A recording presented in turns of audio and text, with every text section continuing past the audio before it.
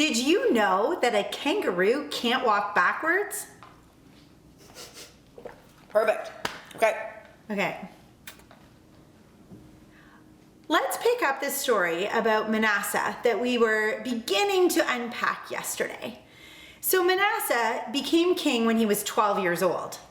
That seems pretty young to be in charge. But whoever was king at the time, whenever they died, it would be their son that would take over.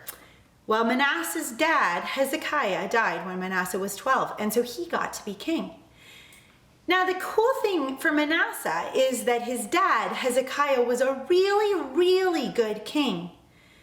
Hezekiah's dad had been a terrible king. He had torn down God's temple, and he had put up idols to false gods. He had hurt people and really been destructive to the kingdom of Israel. And so Hezekiah, when he came into power, he chose to follow the example of King David, the first king, instead of following the example of his own dad. This leads us to today's big idea.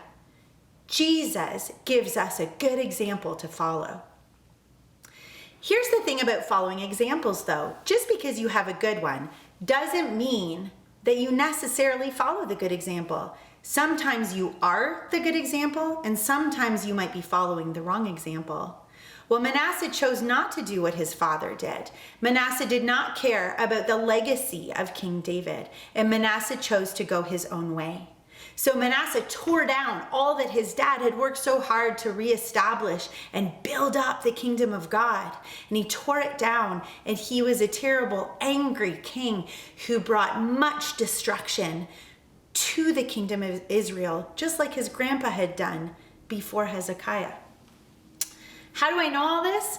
Well, the Bible is full of stories of the kings of Israel. And in fact, several of the books agree with each other. What that tells us is that we have lots of ancient scriptures that tell the same stories from different authors. And we know that these kingdoms were real and that these people were real.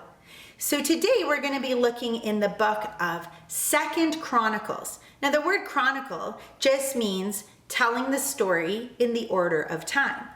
There's also a book, 2 Kings, which tells the story of all the kings. Now, because we're talking about a king in Chronicles, we can also find this story in Kings.